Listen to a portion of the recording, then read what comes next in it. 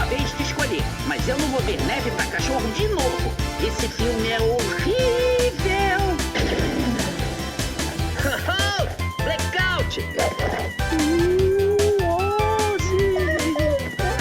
Desculpa, amigão, tá tudo bem. Nossa.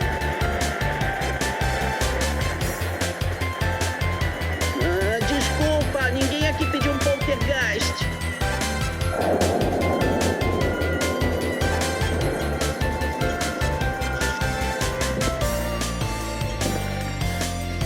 Se for um entregador de pizza, não tá sendo muito profissional.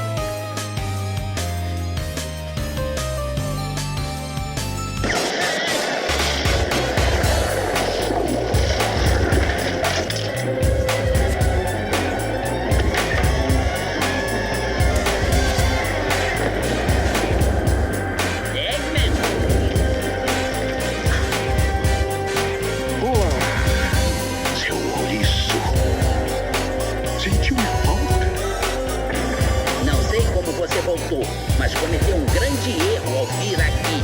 O erro foi pensar que você ganhou. Mas foi apenas um prédio, uma entrada, um aperitivo, um almoço. Eu entendi. Eu acho que não. Mas vai entender. Assim como aquele xerife idiota e a esposa. E também o cachorrinho.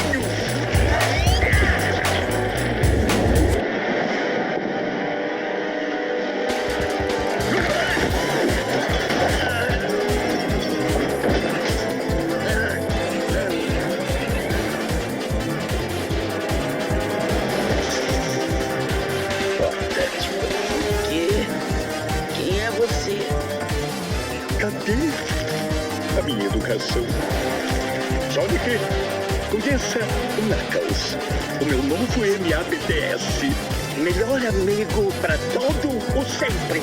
Olha só, Robotnik, não importa quem você trouxe pra te ajudar, você nunca vai conseguir meu poder. Parece que eu preciso do seu poder.